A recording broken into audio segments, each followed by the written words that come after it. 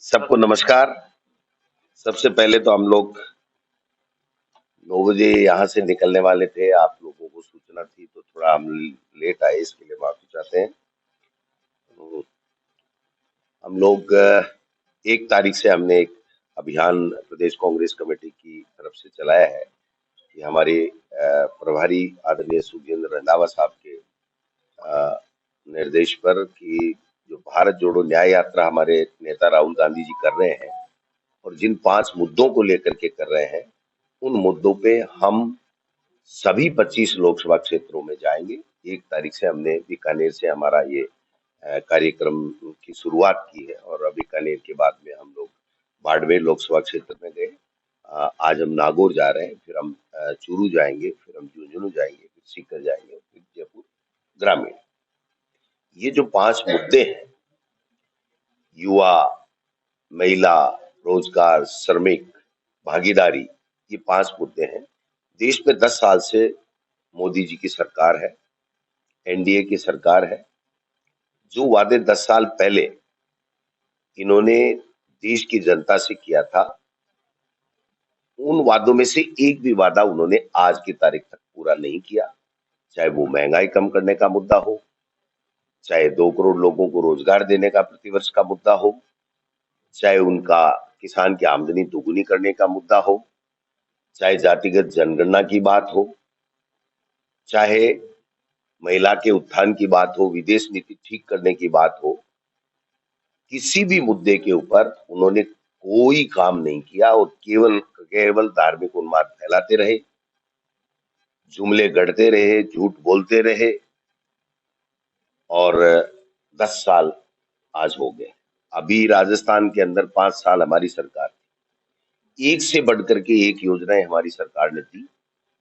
आपने देखा होगा कि चाहे मुख्यमंत्री चिरंजीवी योजना हो, चाहे 500 रुपए में गैस सिलेंडर देने की बात हो, महंगाई राहत कैंप लगाए गए, 1,000 रुपए पेंशन दिया गया, राइट टू हेल्थ लाए, मिनिमम इनकम गारंटी एक्ट लाए, पहले यूपीए सरकार के समय राइट टू एजुकेशन हो, चाहे फूड सिक्योरिटी एक्ट हो, तमाम वो कानून लेकर के आए जिससे देश के लोगों को फायदा हो, देश के लोगों की प्रगति हो, उनकी इनकम बढ़े। जो भूमि अधिग्रहण बिल था वो भी सर्वसम्मति से लाए। ये काले कानून 3 लेकर के आए जिससे 700 किसान शहीद हो गए और 15 महीने तक उनको संघर्ष करना पड़ा। एमएसपी की बात करने वाले एमएसपी भी नहीं लेकर के आए। कुल मिलाकर के जो हमारी यूपीए सरकार थी उसकी 10 साल की तुलना अगर हम आज एनडीए सरकार मोदी जी की सरकार से करें तो उनका काम जीरो है। और अभी जो तानाशाही चल रही है, जो ईडी, इनकम टैक्स, सीबीआई का दुरुपयोग जो चल रहा है, जिस प्रकार से नफरत का माहौल पूरे देश में चल रहा है, तो उससे सब लोगों को सोचने पे सब लोग मजबूर हो गए कि ये हो क्या रहा है, इनको बनाया क्या था, बन क्या गए।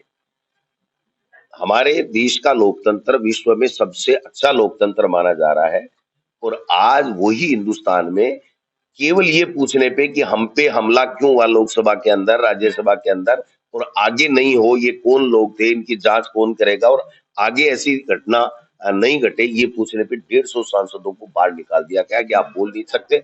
18 कानून पारित करा लिए, वो भी वो कानून पारित करा लिए जिसको जो ड्राइवरों के जो सजा का प्रावधान और उसको वापिस उनको स्थगित करना पड़ा। तो आप समझ सकते हैं कि बिना चर्चा कानून पारित कर रहे हैं, सबको डरा रहे हैं, सरकारें गिरा रहे हैं। अब आज बताओ हेमंत सोरेन क्या अब चुनाव आ गए लोकसभा इसलिए, वरना तो कब से ही चल रहा है ये मामला। अगर कुछ था तो पहले कर देते। केजरीवाल को नोटिस दे रहे हैं, राजस्थान में घूम ही रहे हैं, फेरी लगा ही रहे हैं। तो सवाल ये है कि क्या 6,587 मुकदमे ईडी में है?